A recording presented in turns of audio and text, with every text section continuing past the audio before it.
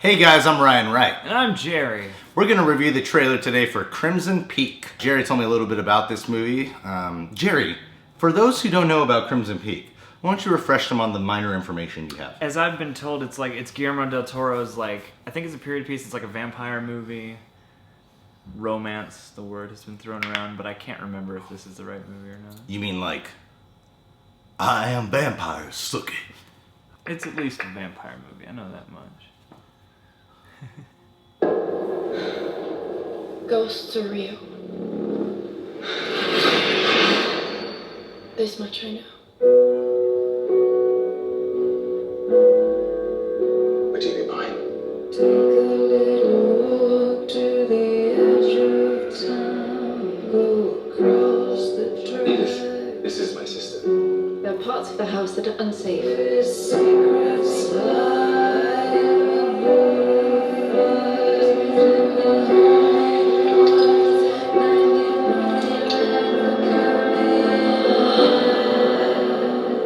It's a bold I statement. can imagine the two of you in here as children.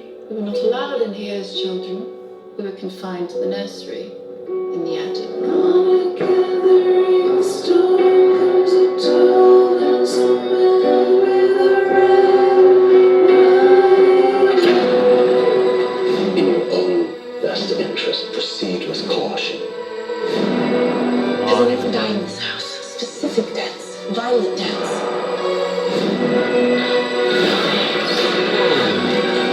I need to leave.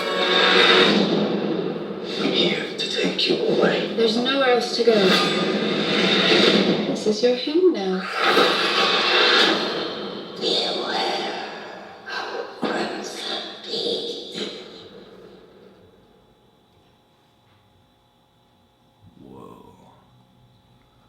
Guillermo Del Toro still has it. Yeah. I don't. Maybe it's not a vampire. I was told it was. I've always been told it was a vampire movie, and it looks vampire-y, but it's never explicitly touched upon. You might just look like a big idiot right now. I might. It's so cool to see Guillermo Del Toro immediately going back to something like this after Pacific Rim. Oh yeah. Because what I didn't want to happen was he kept doing movies like as big of a scale as Pacific Rim. To see him back in this is like the kind of shit that we fucking loved about Guillermo Del Toro, yeah. you know? Like Sort of fucking Pan's Labyrinth, you know, that kind of fairy stuff. tale quality. Fairy tale horror and stuff, you know, like it's cool because his films are always like fantasy in a way, you know. Well, and this is really cool because it's going back to, those old, lavish costumes and big Exactly. cavernous estates and stuff like that. It's just very different. No, it's timbre. got a real old school vibe, horror vibe about it. When I'm thinking of American Horror Story, whenever they cut to the past and the way everyone behaved and stuff, it seems very specific. It doesn't seem like the studio's got big control over this and tried changing it. Yeah. This looks very well executed. Mm-hmm. I mean, according to the trailer, it's his ultimate masterpiece. Thanks, trailer, for That's telling a me claim that. to make. Yeah. He must be bros with Charlie Hunnam. It's nice to see. I him know, Charlie Hunnam, on man. the train. I like when directors sort of amass Form that a little- troupe. Or form a relationship with a specific actor. Mm-hmm. Mia Wasikowska. Wazakowska. Kuska? That's how you say it? It's Wachowski. Yes, she's the Mia, Wachowski. she's the sex change of Lana Wachowski. Larry. Well, I mean, this movie has a ton of weird little links because Mia Wasikowska and Tom Hiddleston just did Only Lovers Left Alive, and now they're in this Yes. strange, airy movie together. Tom Hiddleston is also perfect for anything.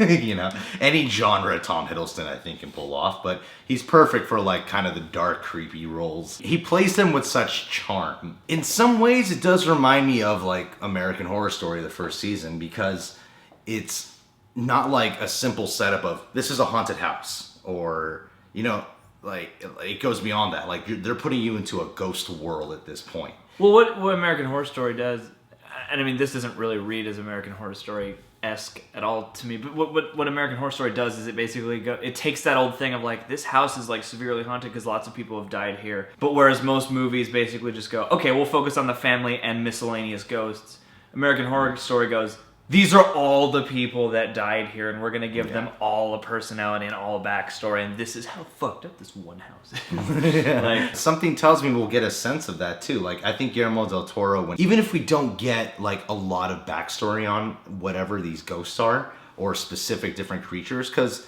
think of like Pan's Labyrinth. Like every single creature in there, even the ones you didn't really hear about, like you could tell there was some type of origin to these guys. Well, yeah, everything is orchestrated and fleshed out in such a way that where it's like, even if we don't have to hear the story, we get the sense that it's there. Yeah, exactly. And I feel like we'll get the same sense here rather than a bunch of like just throwing in creepy images and throwing in scares. Like I feel like it'll all be really thought out. There's a certain element I think that comes with his fairy tale style that, you know, it's like those are story, like he's telling us a story and giving us details and it's flourish. It's like really good fantasy horror because it's not in your face about any of it. You know, he's just telling a real story. Yeah. I mean, there are certain elements that are in your face, but yeah, like the nuts and bolts of the story are not. Yeah, like when she's asking, has anyone died in this house, like specific deaths and stuff. Like they're showing images of characters that we didn't get earlier in the trailer, so I read that as they're showing us like past stories of this. So that's, I mean, like we're getting full on scenes, not like fucking quick, cool looking flashback images or something, or they find like a video. Like it looks like they're actually cutting back to the scene. We might showing you it. Yeah, I mean, if that's what that scene is intended for, because that's like isn't that John Hurt or yeah, isn't that John Hurt or William Hurt, one of the Hurts? I don't think so. It looks like William Hurt. Well, you're wrong. Yeah, this is a cool trailer to me because like I still can't tell what the story is about. It seems like a very good depiction of what the mood and imagery will be like, so it's enough to make me go, yes, I really want to see that.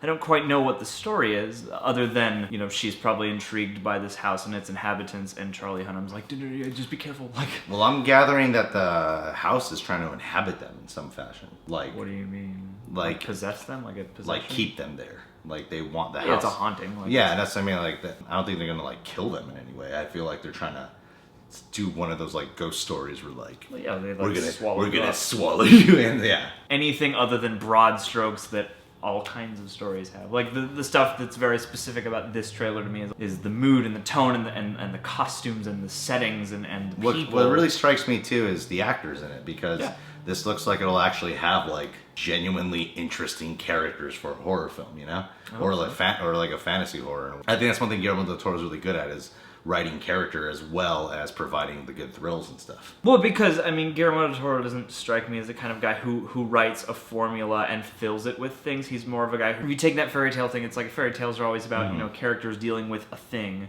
And so he's got that approach, and not the same, you know, horror movie approach of like, I want to make a haunted house movie. How do I fill the haunted house mold with wallpaper, you know? Anyway, guys, if you're new to the channel, you can subscribe to The Real Rejects. You can check out Jerry's playlist, Reasons to Jerry, movie reviews on there, so check it out.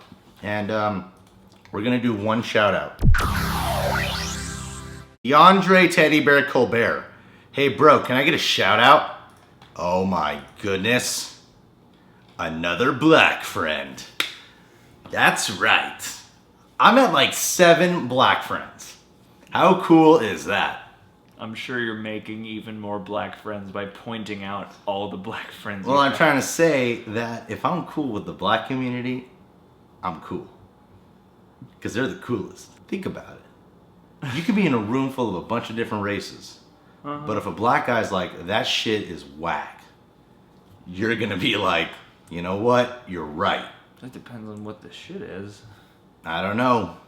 I usually just agree with what the black guy says. DeAndre Teddy Bear Colbert, you're the next mentor of mine. Teddy Bear, indeed. I'm looking at a photo of you right now. You are one sexy teddy bear. I'd love to eat you up. Ah, yeah. Lick you. Lick you like chocolate. Not because you're black. I didn't make the chocolate thing because he's black. I was just saying I like chocolate. Just keep digging this hole, man. I'm not digging a hole. I'm trying to keep digging. No, I think I'm climbing out of the hole. Look at him. He's so adorable. Look, he's got a photo with his afro. He's got a photo with his afro. What a cute little teddy bear. Oh, there's your shout out.